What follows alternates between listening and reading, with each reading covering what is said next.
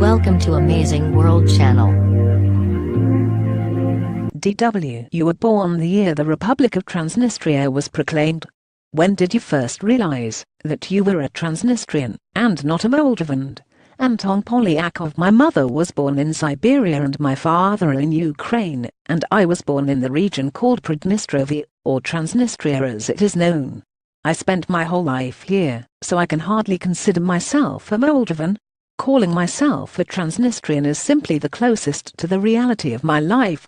Transnistria is a very young country which, in my opinion, has not yet established its own cultural or national values. It is a mix of Moldovan, Ukrainian, Russian and Soviet, so it is hard to say what it feels like being a Transnistrian. Furthermore, the establishment focuses on promoting this multiculturalism, but paradoxically relies heavily on endorsing patriotism and love toward Russia. But, thanks to the internet, where anyone can find an individual way of life and thinking, such efforts fall on deaf ears, especially among young people. Calls for internationally recognized independence are not diminishing in Transnistria. However, we are frozen in an ongoing conflict. Transnistria has been a primarily Russian-speaking territory since the 18th century, while the only official language in Moldova, to which the region still de jure belongs, is Romanian. This language discrepancy sits at the core of the problem because, naturally, people have always felt more Russian than Moldovan here. Many people still speak Moldovan or Ukrainian in the countryside, but the main interethnic communication takes place in Russian. So Transnistria, unlike Moldova, did not want to leave the Union of Soviet Socialist Republics when Moldova declared independence in 1990, but was forced to, because it belonged under Moldovan jurisdiction.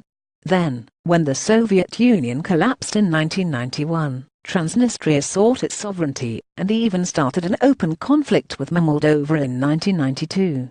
The war did not escalate only thanks to the intervention of Russian troops. What is the role of Russia in the region today? Russia has been providing constant financial support to Transnistria, and many people perceive it as the peacekeeping force of the region. Russian soldiers came in 1992 to resolve the Transnistrian war, and have been stationed here ever since. Russian TV channels are broadcast here, kids in schools learn from Russian textbooks, and many pensioners even receive Russian pension. If you look at the results of the independence referendum from 2006, more than 90% of the population voted for independence and subsequent accession to Russia.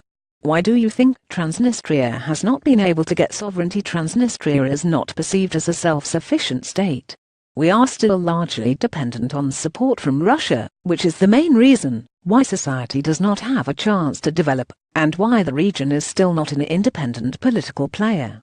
The Transnistrian government issues its own passports, but the republic is only recognized by Abkhazia, South Ossetia, and Nagorno-Karabakh, another disputed, unrecognized territories and remnants of the dissolution of the Soviet Union.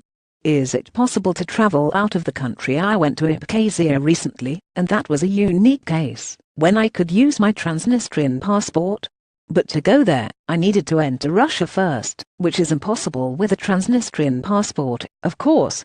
Therefore, many residents have 1, 2 or even more passports so that they can leave the country. What is the situation like at the moment? I live in Tiraspol, the Transnistrian capital, which is a small city of 120,000 inhabitants. I do not think life here is much worse or better than in other provincial cities in Russia or other post-Soviet countries. People go to work in the morning and watch Russian TV shows, or go out in the evening. After the collapse of the Soviet Union, collective farms in the countryside were shut down, so people lost their jobs and began to move massively to the cities. For them, living in the Soviet Union was the happiest time of their lives. The countryside is becoming desolated and depopulated, and you'll find only children and old people there. But Transnistrians have also begun to leave the country recently due to the unstable economic and political situation. There is no cultural life, and no opportunities for young people, so they go to Russia or farther abroad, to find a better life. Funnily enough, many choose to return to Transnistria, when they see that life in the neighboring countries is not better. Despite all the political and economic problems, it is still quite safe to live in Transnistria.